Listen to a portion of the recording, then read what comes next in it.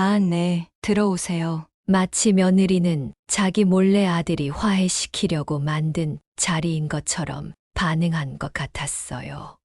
우리 손녀딸 윤주 생일 축하한다, 아가. 감사해요, 어머님. 근데 어차피 이런 꽃 같은 건 나중에 다 시들면 버려야 하는데.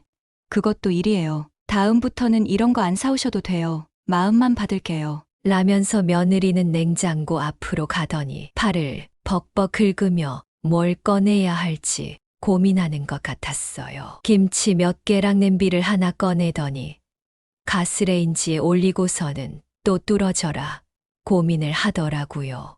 그러더니 냄비에 물을 좀 붓고서는 소금을 좀 치더니 뚜껑을 닫고 가스불을 키웠어요. 저는 이미 그때부터 느낌이 좋지 않았지만 맛있는 밥을 먹으러 온 게 아니라 며느리와 화해를 하러 온 것이었기 때문에 차분히 기다렸어요. 이윽고 물이 끓자 국자로 뭔가를 퍼담아 내줬는데 아니 글쎄 대체 뭐가 담겼나 했더니 손녀 생일이라고 아침에 먹고 조금 남은 미역국이 양이 부족하니 물을 넣고 끓여서 그 허여멀건한 맹탕 국물에 소금 좀 쳐서 내온 것이었어요. 저는 너무 황당해서 어찌해야 할지 몰랐습니다. 국을 한술 떠 먹어보니 도저히 못 먹겠어서 며느리에게 부탁을 했습니다. 아까 국이 너무 싱겁고 맹해서 그런데 하다못해 소금이 아니라 국간장이라도 좀 타주지 그랬니. 저희 요즘 저염식 한다고 말씀드렸었잖아요. 저염식인데 소금은 되고 국간장은 안 되는 거니? 그 말을 듣더니 며느리는 그릇을 확 채가서는 그냥 그 국그릇에 국간장을 타서 끓이지도 않은 채로 그대로 다시 내줬습니다. 아니 아무리 갈등이 있었다지만 살다 살다 시어머니한테 먹다 남은 미역국에 물을 타서 내주다니요. 그래도 저는 며느리가 그간 쌓인 게 많았구나 싶어 정말 맛없는 그 맹탕 미역국을 억지로 먹으면서 며느리 속마음을 좀 들어보려 다음과 같이 말을 걸었습니다. 아니 이게 대체 무슨 상황인 걸까요? 고부 갈등을 좀 겪고 계신 것 같은데 며느리가 먹다 남은 국에 물을 타서 내줬다네요. 오늘은 며느리와 있었던 일을 써주신 노영숙님의 사연입니다. 고부간의 오해로 인해 있어서는 안 될 일이 벌어졌다고 하는데요. 어떤 내용의 이야기일지 지금 바로 들어보도록 하겠습니다. 안녕하세요. 저는 경기도 일산에 사는 63 노영숙이라고 해요.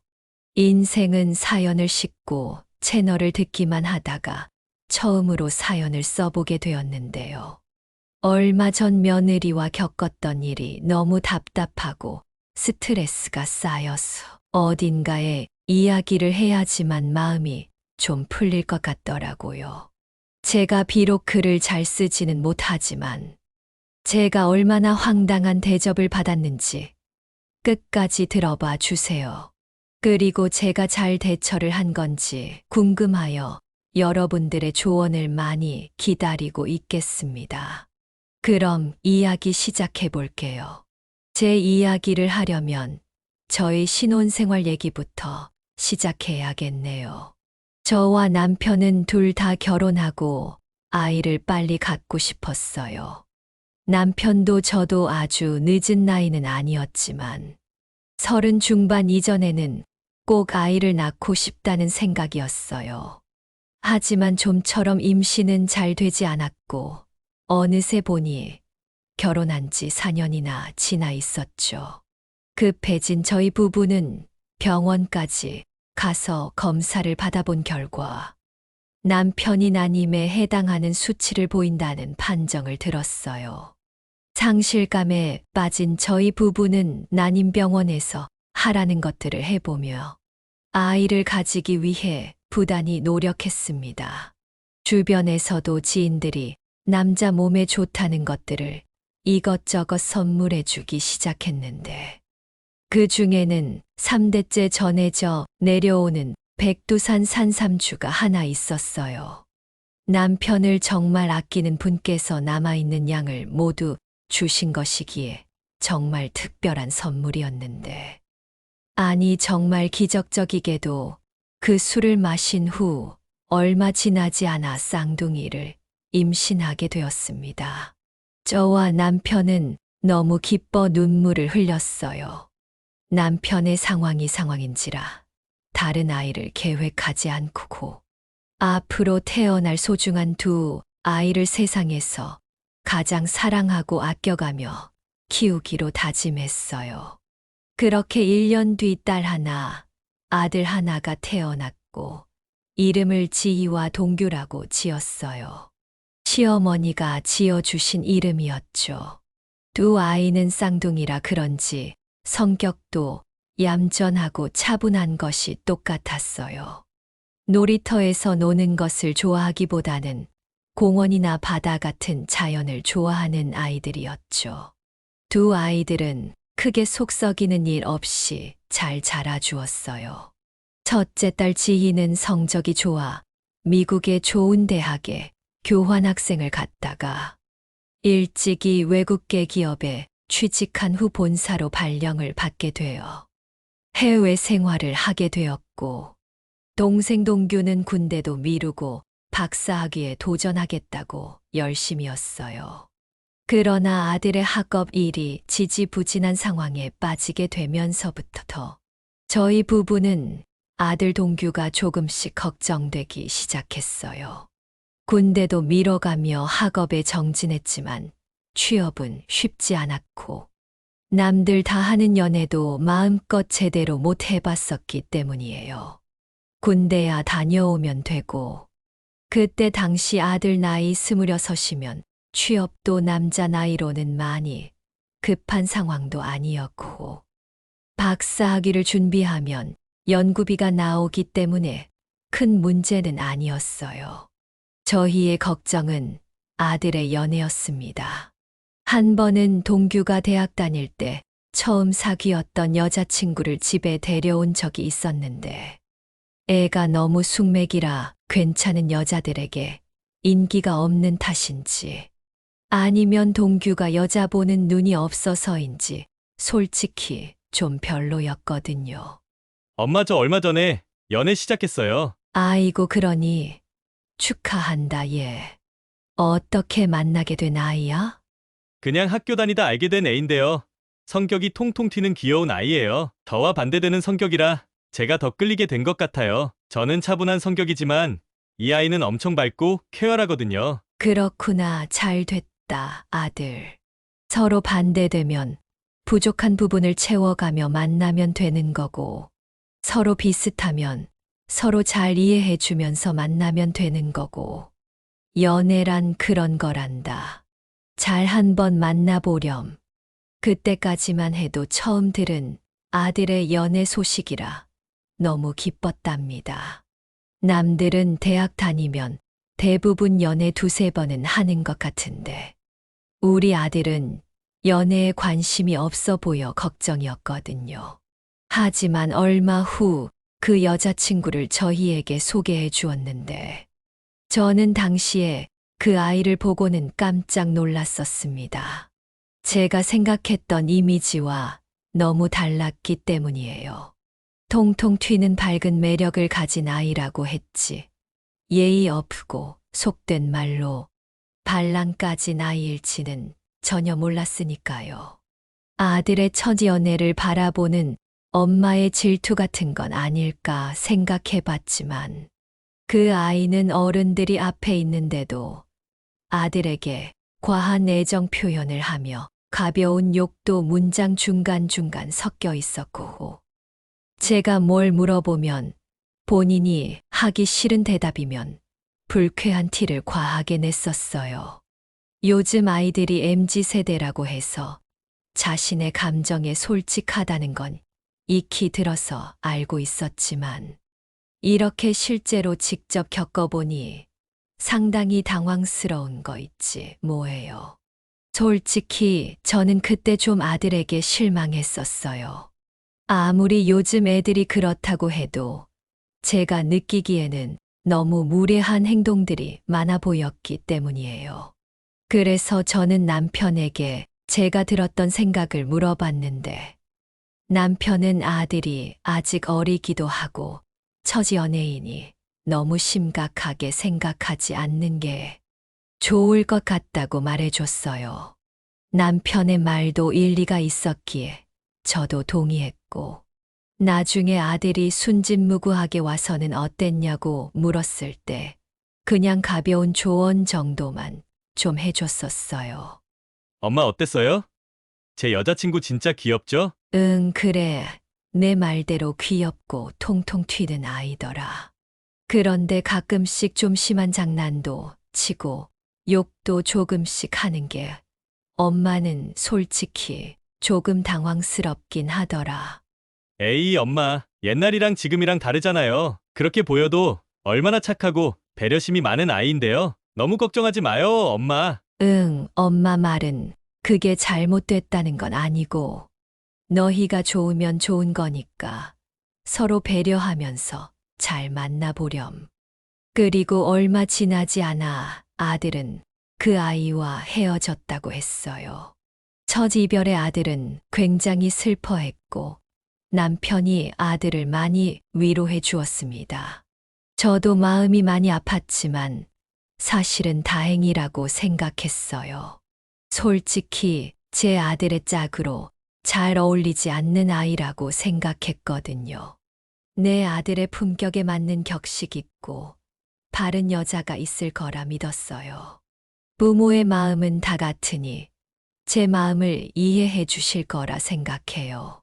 그렇게 아들은 처지 연애를 뒤로 하고 아들은 군 문제부터 해결했고 제대에서는 반도체 계열 쪽 회사로 취업도 잘 풀려서 좀 더 어른다운 어른이 되었어요.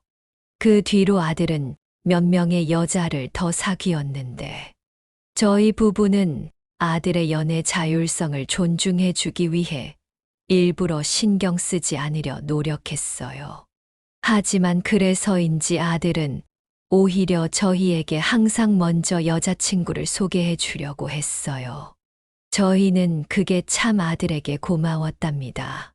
하지만 좋은 감정은 딱 거기까지였어요. 저는 데려오는 여자마다 전부 실망을 했어요. 아들이 여자 보는 눈이 없는 게 맞았었나 봐요. 본인과 반대되는 성격이 좋다면서 데려온 여자들은 전부 솔직함이 장점이지만 다소 예의 바르지 못하고 지나치게 외향적이며 선을 넘을까 말까 아슬아슬한 아이들이었어요. 어떻게 그렇게 가치 있는 사람을 불편하게 할 정도의 언행을 서슴지 않는 여자들만 골라서 만나는지 아들에게 한번 이야기를 해봐야 하나 고민이 깊어갔습니다. 이번에도 남편에게 물어봤는데 남편은 아들이 그런 스타일이 좋다면 그게 중요한 거라고 하더라고요. 그래서 그때도 그렇게 별 다른 이야기 하지 않고 넘어갔었는데 저는 사실 조금씩 불길한 느낌이 들었어요. 지금 생각해보면 그때 아들에게 한번 조심스럽게 대화를 해봤더라면 어땠을까 하는 아쉬움이 드네요. 그렇게 아들이 회사 생활을 시작하고 2년 정도 지나 어느덧 30이 되었습니다. 슬슬 장개들 나이이기도 해서 저는 점점 아들이 결혼하겠다고 데려올 사람은 어떤 사람일지 점점 긴장하고 있었어요. 아니, 긴장이라기보다 불안해하고 있었죠. 아들의 취향이나 안목이 바뀌지 않거나 더 악화되었다면 어떡하지 싶은 불안이었죠. 이윽고 아들이 결혼하고 싶다는 사람이 있다며 알려왔습니다. 걱정 반 기대 반으로 약속 날짜를 기다리는데 남편은 여전히 제 맘도 모르고 무조건 축복해주자는 말만 하더라고요. 남편의 말도 틀린 말은 아니었고 연애와 사랑에 틀린 것이 어디 있겠냐마는 저는 아들이 결혼만큼은 부디 신중한 선택을 하길 바라고 또 바랐습니다. 그렇게 아들이 여자친구를 데리고 만나러 왔습니다. 이전의 만남들이랑은 달리 결혼하겠다는 사람이라 그런지 확실히 분위기가 조금은 더 무거운 게 느껴졌어요. 아들과 여자친구도 긴장한 것이 보였고, 저도 긴장했는데, 오로지 제 남편만 여유 있어 보였습니다. 그렇게 다소 무거운 분위기에서 식사를 시작했는데, 제 걱정과는 다르게 이번에는 여자친구가 썩 마음에 들더라고요. 이전까지 안 좋은 사례들에 익숙해졌던 탓일까요? 시간을 보낼수록 썩 마음에 드는 정도가 아니라 굉장히 마음에 들었습니다. 이전에 데려온 아이들보다 확실히 예의가 발랐고, 대화하는 태도가 참 차분하고 가지런한 것이 마음에 쏙 들었습니다. 안녕하세요, 어머님, 아버님. 저는 이한나라고 합니다. 안녕하세요, 한나 씨. 이야기는 동규에게 많이 들었어요. 동규가 얘기한 것보다 훨씬 청순하고 이쁘네요. 아닙니다, 어머님 과찬이세요. 그래도 그렇게 생각해 주신다니 다행이에요. 감사합니다. 저도 동규 오빠에게 어머님, 아버님 이야기 많이 들었는데 듣기보다 실물이 훨씬 더 인자하고 세련돼 보이세요. 하하, 말을 참 이쁘게 하네요. 고마워요. 우리 아들 잘 부탁해요. 참 말을 이쁘고 참하게 하는 아이였습니다. 이전까지 아들이 데려왔었던 아이들하고는 완전히 딴판인 예비 며느리의 모습에 저는 드디어 마음이 놓였어요.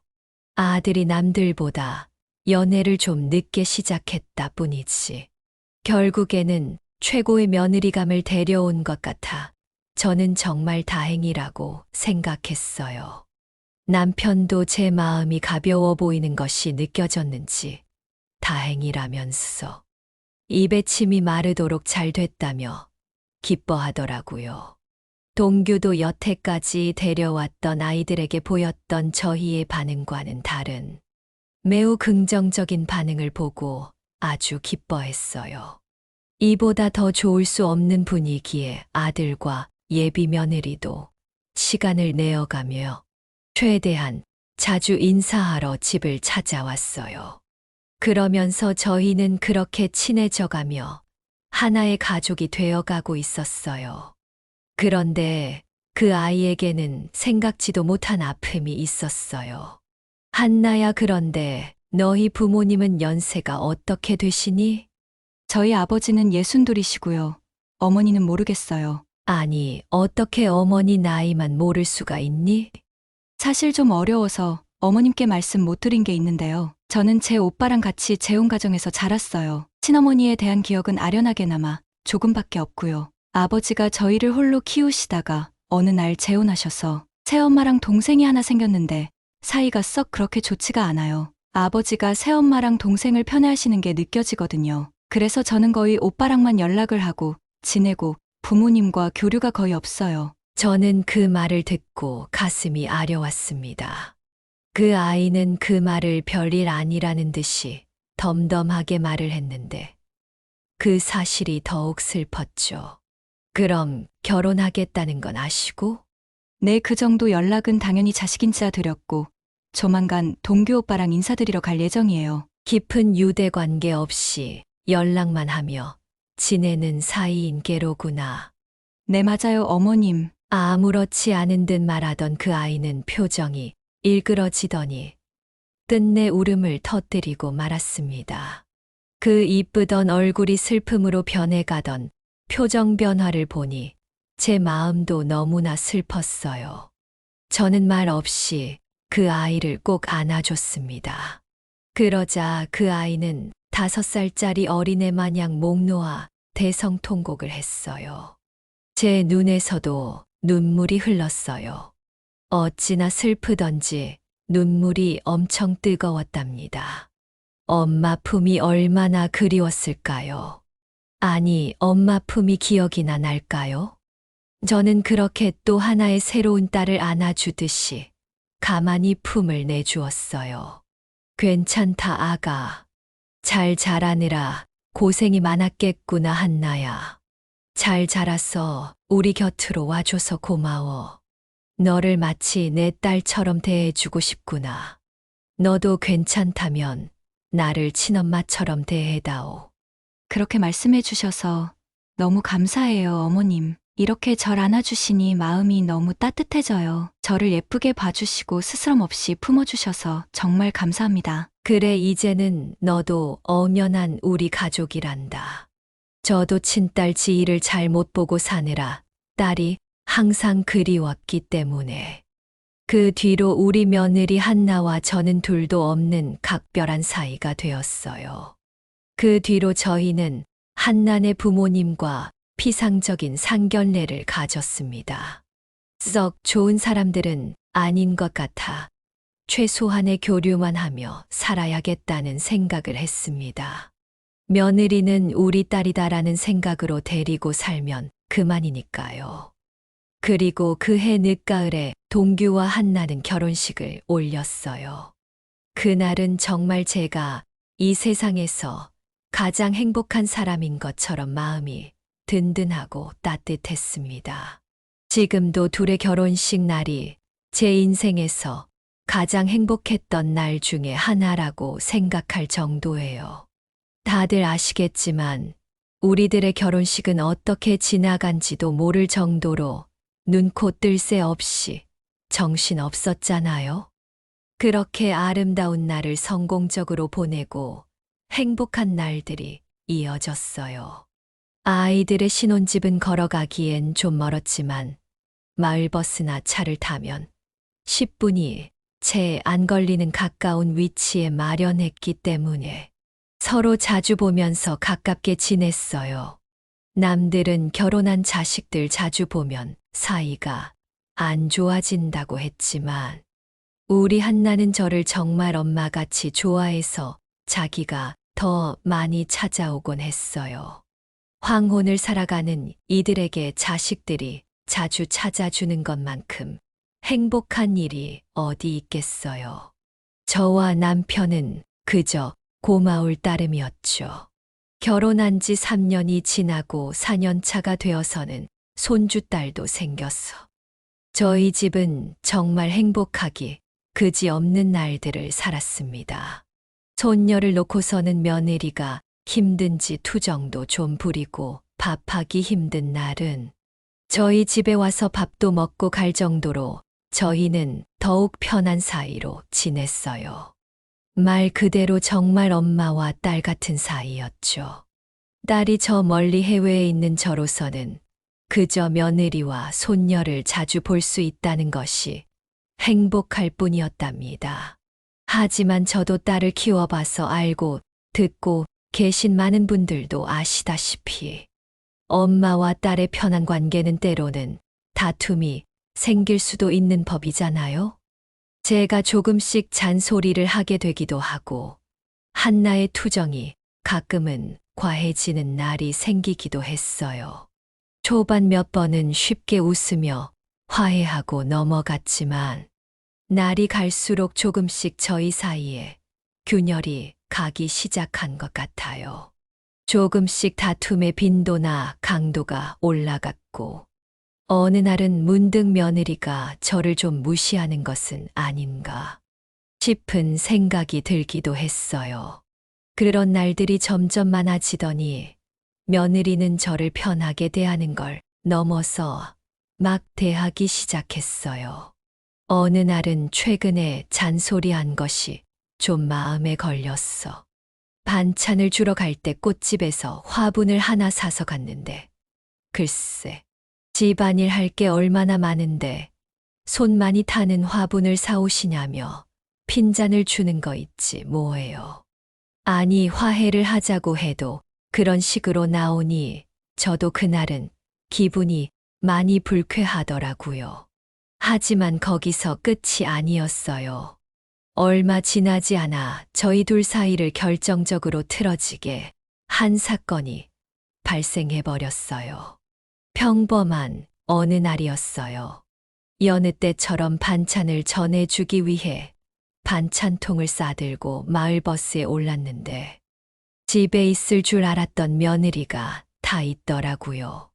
그런데 분명 며느리가 저를 본 것 같은데 바로 시선을 다른 곳으로 돌리면서 저를 못 본 척하는 거 있지 뭐예요. 그 모습을 보니 저도 아는 척 하기가 싫어서 그대로 아들네 집까지 모른 채 하며 갔습니다. 저는 일부러 먼 발치에서 뒤따라 걸었고 며느리는 일부러 빠른 걸음으로 걸어가는 것 같았어요.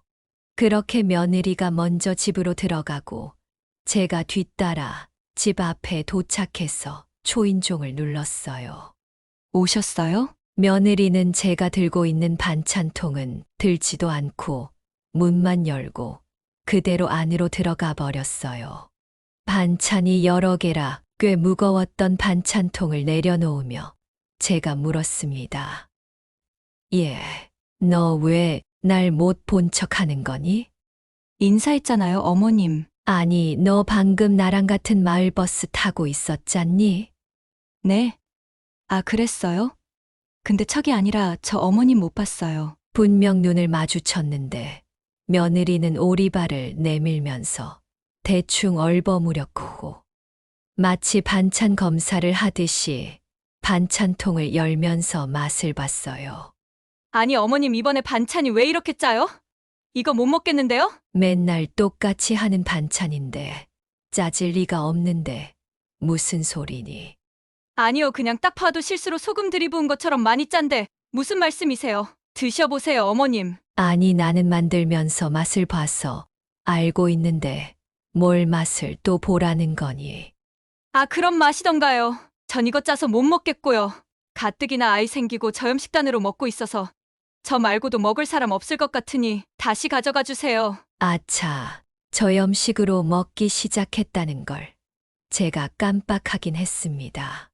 아니 그래도 이런 식으로 반응할 필요까지 있는 건 아니잖아요? 며느리는 모든 뚜껑을 열면서 검사 후 분류를 시작했어요. 며느리에게 반찬간 검사받는 기분이 썩 좋진 않더라고요. 그래도 저염식으로 먹기 시작했다는 걸 제가 깜빡했으니 그냥 넘어가기로 했어요. 저염식 시작했다는 걸 내가 깜빡했는데 그래도 이쁘게 말하면 어디 덧나니? 아니 그래서 아까는 어디 갔다 오는 길이니? 볼 일이 생겨서 나갔다가 애기 안고는 도저히 안 될 것 같아서 다시 돌아오는 길이었어요. 안 그래도 말씀드리려던 참이었는데 다시 나가봐야 할 것 같아서 윤주 좀 데려가 주세요. 그래. 갑자기 바빠진 게야.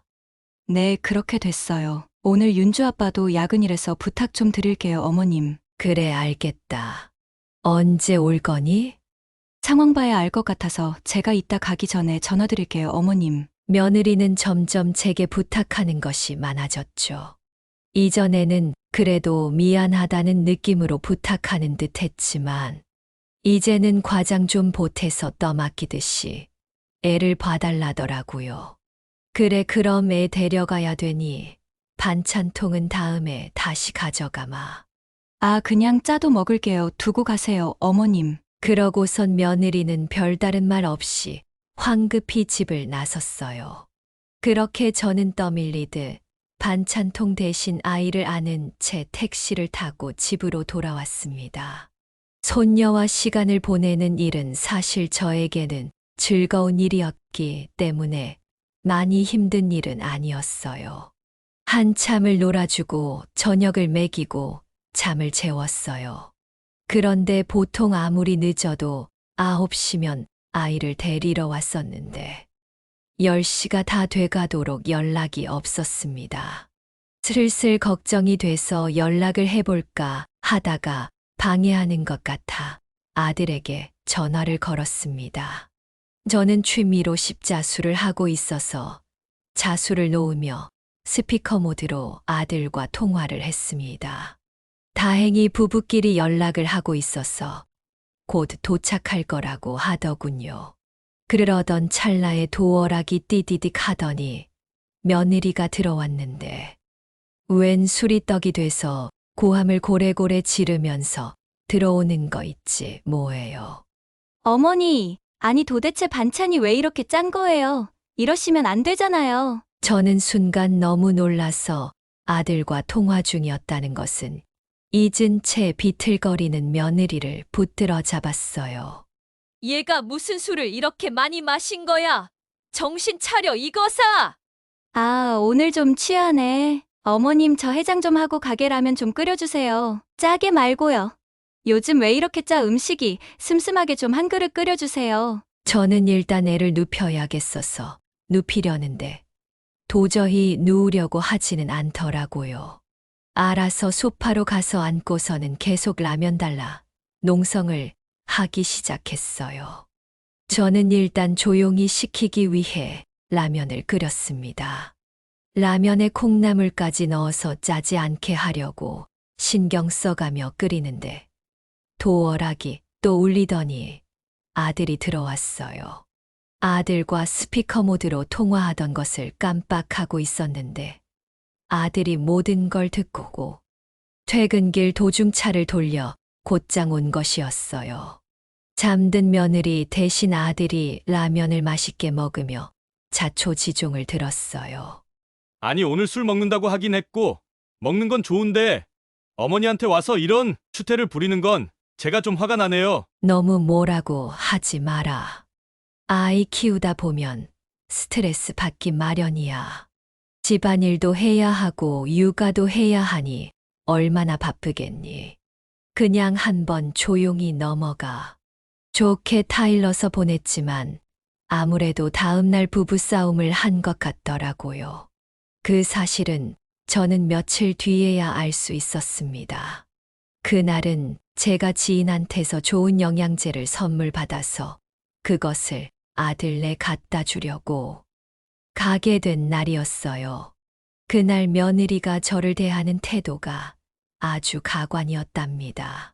저에게 아주 퉁명스럽고 차갑게 대하는데 저는 영문을 몰랐어요. 분명 저한테 뭔가 서운한 게 있는 것 같았어요.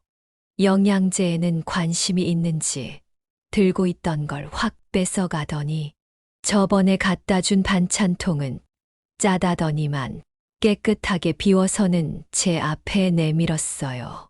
그리곤 생수 한 잔을 떠서 식탁에 탁소리 나게 내려놓더니 아무 말 없이 베란다로 가서 빨래를 널더군요. 저는 도저히 영문을 모르겠어서 단도직입적으로 물었어요. 한나야, 너 뭐 나한테 기분 안 좋은 일 있니? 며느리는 대답 없이 계속 빨래만 펄럭이며 널었어요. 저는 얘가 대체 왜 이럴까 싶어 빨래 너는 거라도 도와주려고 빨래통 옆으로 갔어요. 그런데 그 순간 며느리가 빨래를 세게 털던 팔로 저를 슬쩍 밀면서서 저리 가라고 소리를 쳤습니다. 어머님 방해돼요. 그냥 저리 가서 소파에 앉아 계세요. 저는 너무 황당했어요. 빨래를 터는 척 하면서 슬쩍 저를 밀려고 했던 것이 느껴져서 불쾌하고 많이 놀랐습니다. 이럴 때일수록 한 사람이 차분해야 한다고 생각했기 때문에 저는 다시 한번 물었어요.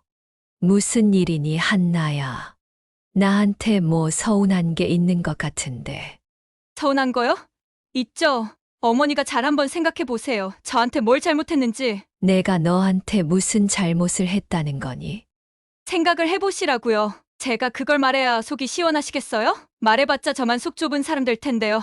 지금 저 속 좁은 사람 만들려고 하시는 거 아니에요? 아니다. 그게 무슨 소리니? 정말 모르겠어서 물어본 거야. 아, 그럼 그냥 제가 속 좁은 사람 될게요. 아니, 저도 사람인데 술 좀 취해서 그럴 수도 있지. 아무리 제가 저번에 좀 취한 모습을 보였다고 해도 그걸 남편에게 일러 바치셨어야겠어요? 일러 바치다니. 그게 무슨 말이니? 나는 그런 적 없다, 아가. 그날 내가 늦어서 걱정이 돼서 동규에게 전화를 하고 있었는데 그때 마침 내가 들어온 거야. 걱정이 돼서 전화를 했는데 때마침 제가 들어왔다고요? 그걸 지금 저보고 믿으시라는 거예요. 비커 모드는 왜 해놓으신 건데요? 그냥 네 마누라 지금 술 먹고 여기 와서 난리 피우고 있다고 이르고 싶으셨던 거잖아요. 솔직히 말하세요. 남편한테 저 흉보고 싶으셨던 거잖아요. 아니야, 그건 오해야, 한나야. 내가 십자수를 하느라고 스피커폰으로 돼 있었던 거고, 정말 그때 내가 들어온 거야. 정말 너무하시네요, 어머님. 끝까지 저 속 좁은 사람 만드시려고. 이제 그런 말도 안 되는 핑계까지 대시는 거예요? 정말 아니래도 나는 분명히 동규한테 너무 뭐라 하지 말라고까지 했단 말이다. 됐어요. 어머님 더 이상 말해봤자 저만 손해일 것 같네요. 그만하시고 그냥 가세요. 더 이상 얘기하고 싶지 않아요. 저는 도대체 무슨 말을 해야 할지 모르겠더라고요. 그저 벙쪄서 가만히 있을 수밖에 없었어요. 결국 저는 그냥 집으로 돌아올 수밖에 없었습니다. 그날 남편에게 자초지종을 설명하고 무거운 마음을 털어놓았어요. 그 후로 한동안 저는 아들 집에 가지 않았어요. 아들은 반찬이 떨어져도 엄마가 오지 않는 걸 의아해했지만, 그래도 저는 한동안 며느리와 있었던 그날의 일을 떠올리기 싫어서 대충 둘러대며 아들과 며느리를 멀리했어요. 그렇게 한 달 정도가 지났고, 다음 주 주말은 손녀 윤주의 생일이었어요. 우리 가족은 윤주가 태어난 후 생일에는 항상 아들네서 식사를 함께 했었는데요. 며느리가 항상 손녀 봐주시느라 감사하다고 식사를 대접하곤 했었죠. 올해에는 사이가 틀어져서 오란 소리 안 하려나 싶었는데, 그래도 항상 해오던 것까지 안 하기는 대면대면했는지 아들 통해서 식사하러 오라는 말을 전하더라고요. 올해는 남편은 그날 결혼식 참석할 일이 있어서 함께 할 수 없었고, 아들도 출장이 있어 늦지막히 들어온다고 했어요. 결국 손녀 생일이 됐고 저 혼자만 아들네로 갔습니다. 떨리는 마음으로 초인종을 눌렀고 며느리가 나왔습니다. 아니 근데 며느리는 점심때가 다 되도록 떡진 머리에 추리닝 차림으로 있더군요. 그리고 마치 제가 온 것에 대해 놀란 듯 했어요. 어머님 무슨 일이세요? 무슨 일이라니 아가. 오늘 같이 밥 먹자고 오라 했담선. 어머님, 윤주 아빠가 그랬어요? 그래 동규가 저번 주에 오라고 전화했거든. 네, 들어오세요. 마치 며느리는 자기 몰래 아들이 화해시키려고 만든 자리인 것처럼 반응한 것 같았습니다. 저는 어찌 됐든 손녀 생일이라고 꽃과 선물도 가져왔으니 손녀 한번 안아주고 갈 겸 들어갔어요. 우리 손녀딸 윤주 생일 축하한다, 아가. 감사해요, 어머님. 근데 어차피 이런 꽃 같은 건 나중에 다 시들면 버려야 하는데 그것도 일이에요. 다음부터는 이런 거 안 사오셔도 돼요. 마음만 받을게요. 라면서 며느리는 냉장고 앞으로 가더니 팔을 벅벅 긁으며 뭘 꺼내야 할지 고민하는 것 같았어요. 김치 몇 개랑 냄비를 하나 꺼내더니 가스레인지에 올리고서는 또 뚫어져라 고민을 하더라고요. 그러더니 냄비에 물을 좀 붓고서는 소금을 좀 치더니 뚜껑을 닫고 가스불을 키웠어요. 저는 이미 그때부터 느낌이 좋지 않았지만 맛있는 밥을 먹으러 온 게 아니라 며느리와 화해를 하러 온 것이었기 때문에 차분히 기다렸어요.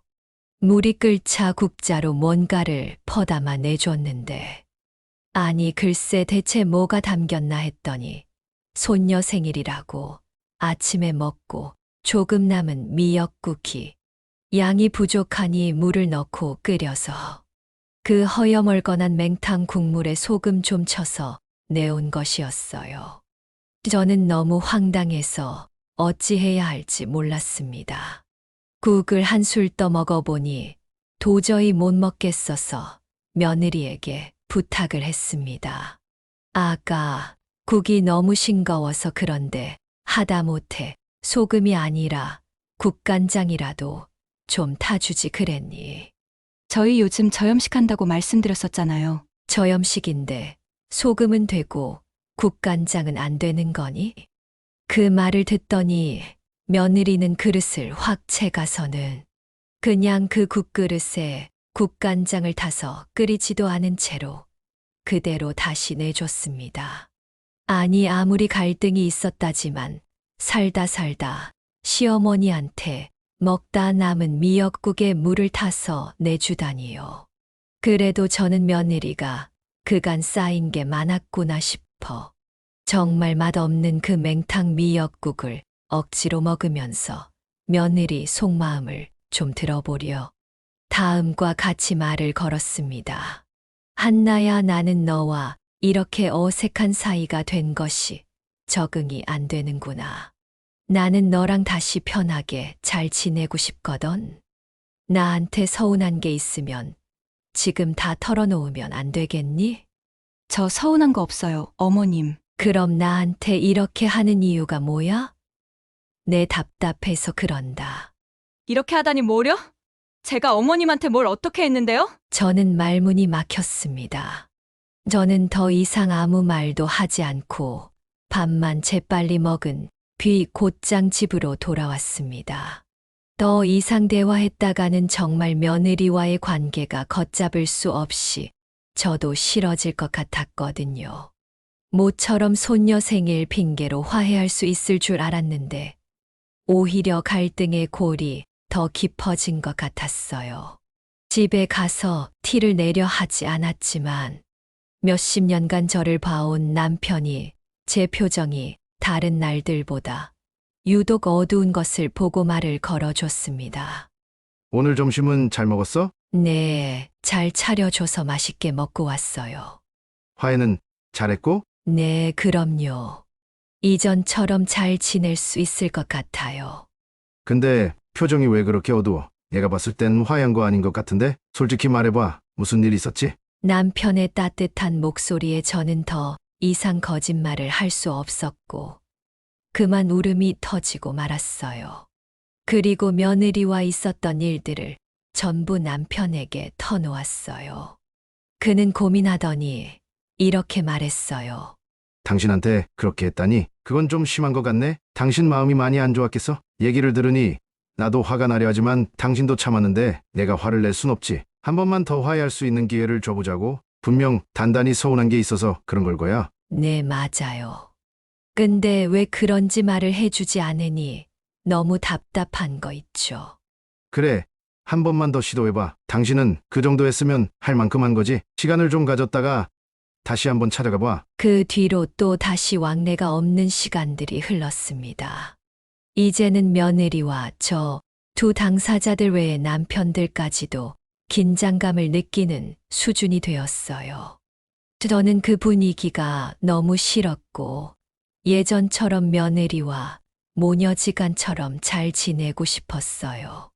그리고 얼마 후 저희 남편의 생일날이 머지않아 아들이 저들 집에서 생일 잔치를 하자고 연락해왔고 저와 남편은 알겠다 했습니다. 저는 그날은 어떻게 해서든 며느리와 화해를 해야겠다며 끝장을 볼 각오를 다졌습니다. 그렇게 아들 집에 가니 진수성찬이 차려져 있더라고요. 몇 개는 배달로 시킨 듯 했지만 그래도 괜찮았습니다. 며느리는 아들과 남편 앞에선 아무렇지 않은 척했죠. 저도 그래서 며느리처럼 아무렇지 않은 척 연기를 했습니다. 남편과 아들은 나름대로 저와 며느리의 눈치를 보는 것 같더라고요. 저는 며느리와 이야기할 시간을 가지고 싶었지만 단 둘이 있을 시간이 안 나더라고요. 그래서 며느리가 설거지를 할 때 몰래 옆으로 가서 말을 걸었습니다. 한나야, 설거지 도와줄 것 없니? 괜찮아요, 어머님. 제가 할게요. 아버님 생신이신데 대화 많이 하시면서 쉬고 계세요. 웬일인지 며느리의 목소리가 차분하고 밝았습니다. 영문은 모르겠지만 저에게 화를 푼 것만 같았죠.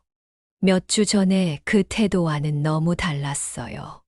그렇게 기쁜 마음, 반 아리송한 마음, 반으로 집으로 돌아갔습니다. 뭔가 진전이 있는 것 같아 보였죠. 하지만 더 많은 대화를 하지 못해서 아쉬운 마음에 다음 날 찾아가 화해의 쐐기를 받고 싶었어요. 그래서 다음 날 점심에 며느리가 혼자 있을 시간에 맞춰 아들 집으로 찾아갔습니다. 어머님, 웬일이세요? 연락도 안 하시고. 어제 너랑 대화를 많이 못해서 아쉬워서 같이 점심이나 한 끼 하러 왔다. 괜찮지? 며느리는 어제와는 다르게 또 다시 싸늘해져 있었습니다. 들어오세요. 잠깐만 앉아 계시면 밥 내올게요. 며느리는 귀찮은 듯한 표정으로 부엌에 가서 냄비에 물을 올렸습니다. 봉지 부스럭거리는 소리가 들리더니 이내 라면 냄새 같은 것이 나더군요. 오늘은 다시 찬밥 신세인 것 같습니다. 그렇게 며느리가 내온 것은 라면에 새우와 홍합 몇 마리를 넣은 라면과 데피지도 않은 찬밥이었습니다. 드세요, 어머님. 새우탕면이어요. 부족하면 밥 말아 드시고요. 저는 너무 화가 났습니다. 며느리는 더 이상 저와 화해할 생각이 없어 보였습니다. 그것도 그렇고 남들 있는 앞에서는 아무렇지 않은 척 했던 것이 괘씸하고 더 이상 참을 수 없었습니다.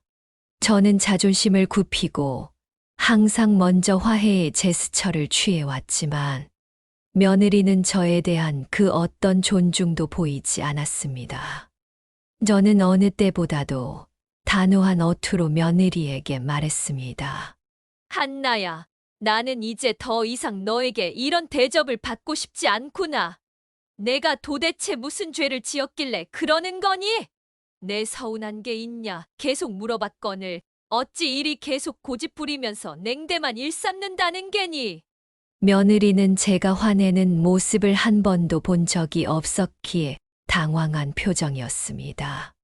그러더니 며느리는 태도를 싹 바꾸고 냅다 저에게 소리를 지르기 시작했어요.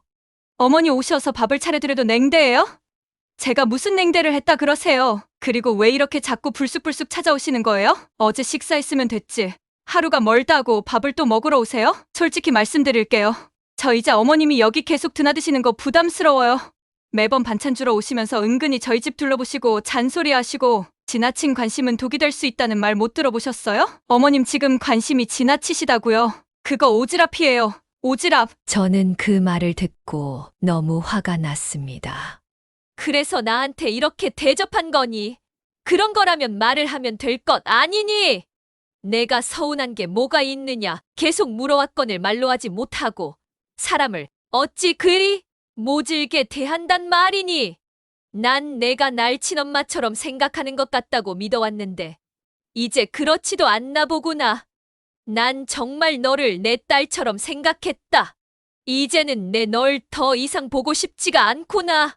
더 이상 연락도 말고 찾아오지도 말 거라. 며느리는 그 말을 듣고 아무 말도 하지 않았습니다. 저도 말을 너무 심하게 했나 싶었지만 그대로 그렇게 집을 나와 버렸어요. 그날 밤 저는 결혼하겠다며 찾아왔었던 시절의 며느리가 꿈에 나왔어요. 제 품에 안겨 어린아이처럼 울던 며느리가 선명하게 느껴지는 꿈이었어요. 그런 꿈을 꾸고 아침에 깬 이 순간 내가 영영 돌이킬 수 없는 일을 저질러버린 것은 아닐까 싶었어요.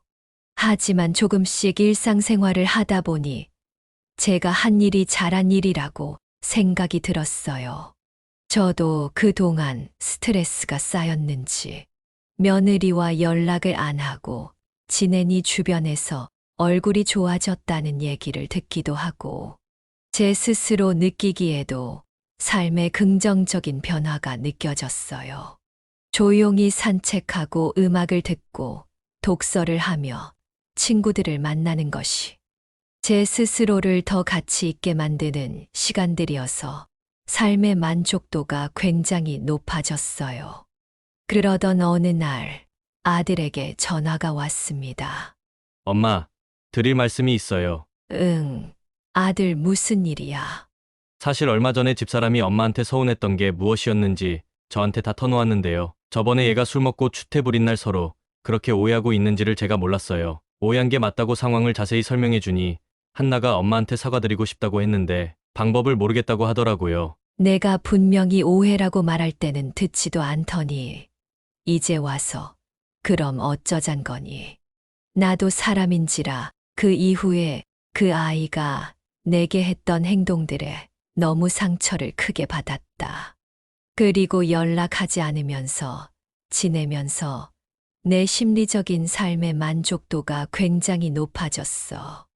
내가 사과를 거부하고 싶다는 게 아니라 나도 상처를 받고 며느리 없이 지내는 삶이 편안하다 보니 굳이 애써 사과할 방법을 제시해 주기까지 하고 싶지는 않다는 말이니 이해해 다오. 며느리가 잘못을 뉘우치고 있다는 연락을 받았지만 저는 이미 그 아이에게 마음이 돌아서 버렸어요. 그렇게 통화를 마무리하자 얼마 지나지 않아 며느리가 직접 전화를 걸어왔습니다. 저는 전화를 받지 않았어요.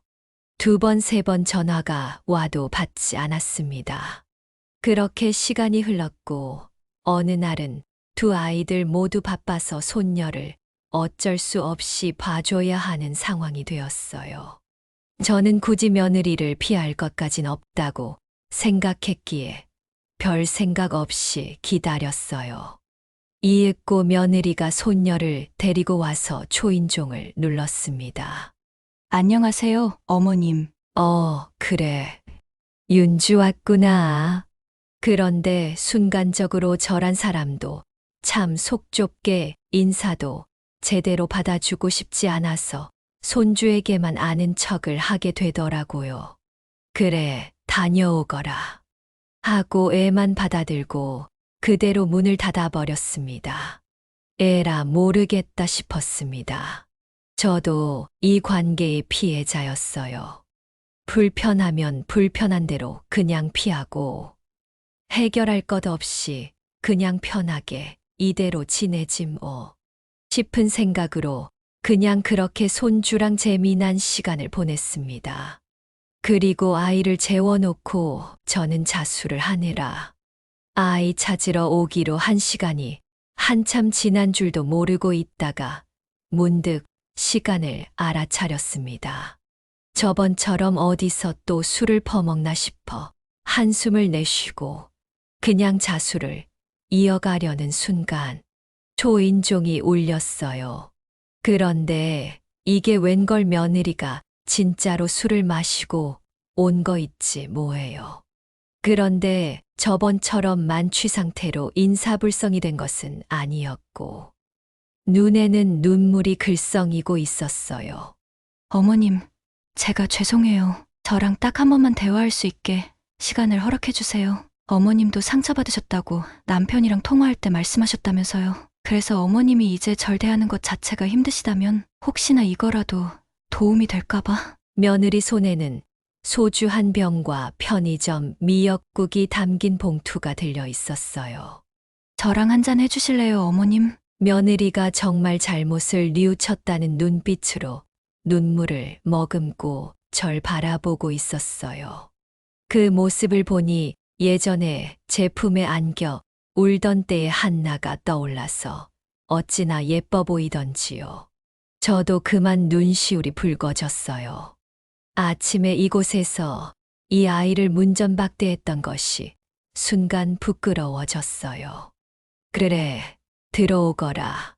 우리는 말없이 편의점 미역국을 데펴놓고 식탁에 앉았습니다. 어머님, 제가 엄마라는 존재와의 관계에 미숙하다 보니 사춘기 비슷하게 어머님께 반항하고 귀찮아하고 했던 시기를 겪은 것 같아요. 제가 정말 죄송해요, 어머님. 그렇게 말하며 며느리는 눈물을 쏟아냈습니다. 그 말을 듣자 제 자신이 너무 부끄러워졌습니다. 내가 무슨 짓을 한 거지 싶었고 너무 미안해서 쥐구멍에라도 숨어버리고 싶었어요. 저도 눈물을 흘리기 시작했고 그렇게 우리는 한동안 말없이 눈물을 훔쳤어요. 아가, 나도 너무 미안하구나. 어린 내가 실수할 수도 있는 것이거늘 내가 상처받았다고 내게 같은 상처를 돌려줘 버렸구나. 내가 나를 용서해다오. 차갑게 식은 미역국에 맹물을 넣어 데워주던 그 맛이 아직도 기억이 납니다. 하지만 그건 그저 하나의 해프닝일 뿐이었지요. 우리는 인생을 살아가면서 누군가와 수많은 해프닝을 겪지 않겠습니까? 그 미역국 맛을 다시 볼 일은 없지 않겠어요?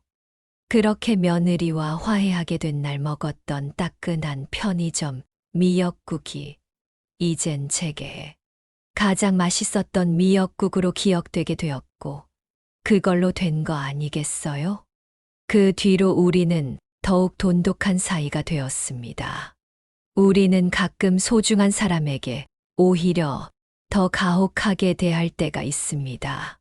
그럴 때마다 서로의 소중함을 다시금 깨달으려는 노력을 해야 현명한 대처를 할 수 있으리라 생각합니다. 제 이야기는 여기까지입니다.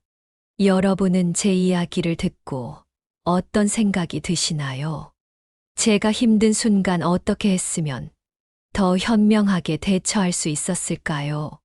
여러분들의 많은 의견과 조언, 그리고 공감 한 말씀 부탁드려요. 지금까지 제 이야기를 들어주셔서 고맙습니다. 네, 오늘 이야기는 어떠셨나요? 오늘 이야기를 듣고 어떻게 생각하시는지 어머님, 아버님의 생각을 댓글로 공유해 주세요. 저는 또 다른 사연으로 찾아뵙겠습니다. 저희 채널을 통해 지혜를 나눠주고 계신 구독자분이 겨우 일주일 만에 무려 100명을 넘어 이제 1000명을 목표로 달려가고 있는데요. 구독, 좋아요, 알림 설정을 통해 더 많은 지혜와 경험을 나눌 수 있게 함께 해주세요.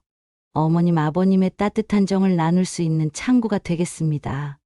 인생은 사연을 싣고였습니다. 감사합니다.